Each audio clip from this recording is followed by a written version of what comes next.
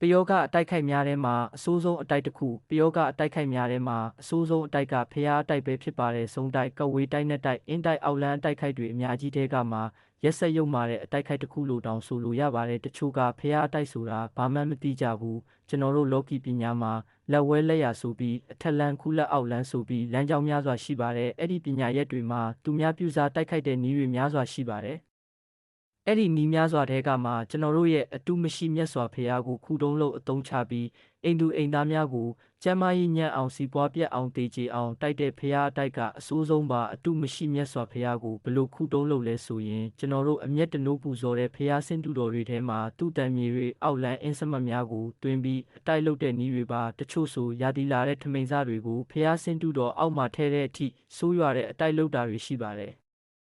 ်တခြားအတိုက်ခိုက်များကိုပယောဂပညာရက်နဲ့ဖမ်းပြီးစစ်လို့ရကောင်းရပါလိမ့်မယ်ဖះအတိုက်မိနေရင်တခါတလေမှစစ်တဲ့အခါမျိုးမှာမမိတာတွေလည်းဖြစ်နေတတ်ပါတယ်ဘာဖြစ်လို့လဲဆိုတော့အခုလိုမျိုးအတိုက်ခိုက်ကတော်ယုံဆရာတွေကလည်းလှုပ်ပေးမှာမဟုတ်တလို့အဲ့လိုအတိုက်ခိုက်လုပ်တဲ့သူကောခိုင်းစေတဲ့သူကောလှုပ်ဖို့အကြံပေးတဲ့သူကောနောက်ဘဝလူလုံးဝပြန်ဖြစ်ဖို့မရှိတဲ့အပြင်ငရဲကလည်းလှုပ်ဖို့လမ်းလည်းမရှိတော့ပါ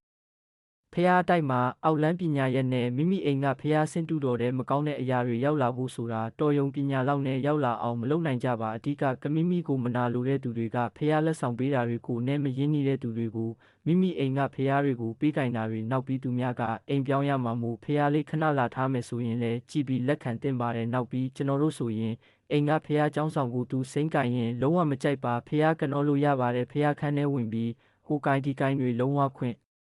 မပြုပါဘာသာရေးပတ်သက်ပြီးအခုအတိုက်ခိုက်ကိစ္စကိုပြောရမယ်ဆိုရင်ညင်းစရာတွေအများကြီးဖြစ်သွားနိုင်ပါတယ်ကျွန်တော်တို့ကလော်ကီဆရာဖြစ်နေလို့လော်ကီပညာရက်နဲ့ပဲပြောပြရစီတချို့ကဖះအတိုက်ဆိုတာမရှိကြောင်းပြုလုပ်လို့မရကြောင်းညင်းကောင်းညင်းနိုင်ပါတယ်ဗုဒ္ဓဘာသာမှန်ရင်ဖះဆင့်တူတော်ကိုဘလို့ကိုးကွယ်ရမယ်ဘာသာနဲ့ထူရမယ်ဆိုပြီးတတ်မှတ်ထားတာမရှိပါမိမိကဗုဒ္ဓဘာသာမှန်ရင်တရဏဂုံတီတာနဲ့ဗုဒ္ဓဘာသာဖြစ်ပါတယ်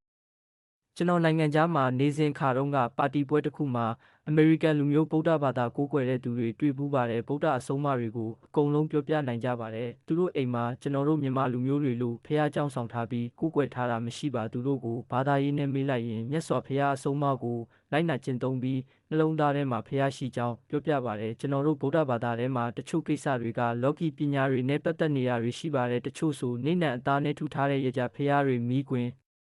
းစေတဲ့အစီရင်နဲ့ပြုလုပ်ထားတဲ့ဖျားတွေစီပွားတက်အောင်ပြုလုပ်ထားတဲ့ဖျားရုပ်ထုတွေရှိကြပါတယ်လောကီပညာသည်မြတ်စွာဘုရားမပေါ်ခင်တည်းကရှိနေတဲ့ပညာရက်ပါဗုဒ္ဓဘာသာနဲ့ပတ်သက်ခြင်းမရှိပါ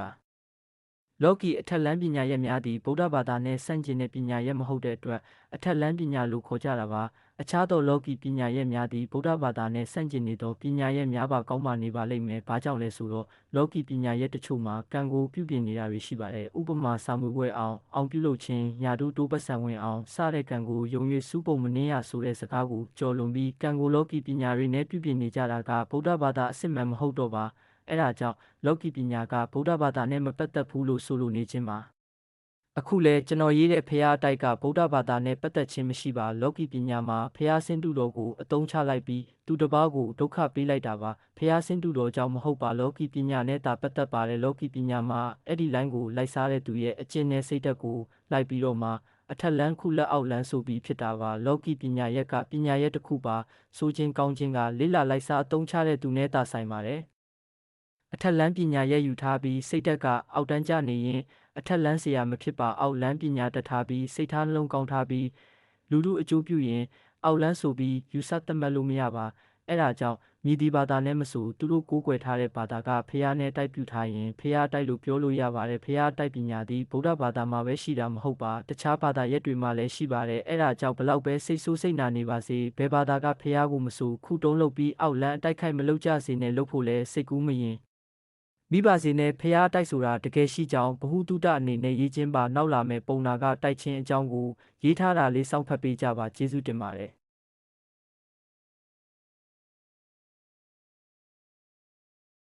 ်ခုပေါ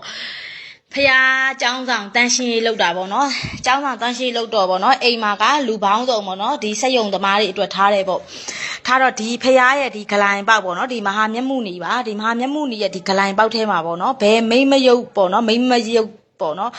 ကလောက်သွားလဲတော့မသိပါဘူးပေါ့နော်ဒီဖះရဲ့အထဲမှာ ဒီဖရားရဲ့အထဲထဲမှာမိမယာတီလာတဲ့ပေါ့နော်ဒီကက်ခွာကြီးကိုထဲ့သွားတာယာတီလာတဲ့ကက်ခွာကြီးကိုလုံးဝထိုးထဲ့သွားတာကြည့်လိုက်လုံးဝပေကြံမဲတဲနေတာပဲဘာကိုရုံမာပြီးတော့ဘလို့လှုပ်သွားမှန်းကိုမသိတယ်ပေါ့နော်မိမယုံနောင်ဘဝကြာရင်တော့မှပဲပေါ့နော်နောင်ဘဝကြာရင်တော့လူဖြစ်မှာမဟုတ်တဲ့မိမမျိုးဒီမှာဖရားရဲ့မဟာမျက်မှုနေရဲ့ပေါ့နော်ဟိုဟာလေးကိုထဲ့သွားတာပါတကယ်ကိုမိမယုံမိမညက်တွေပေါ့နော်တကယ်ကိုမိမယုံတွေ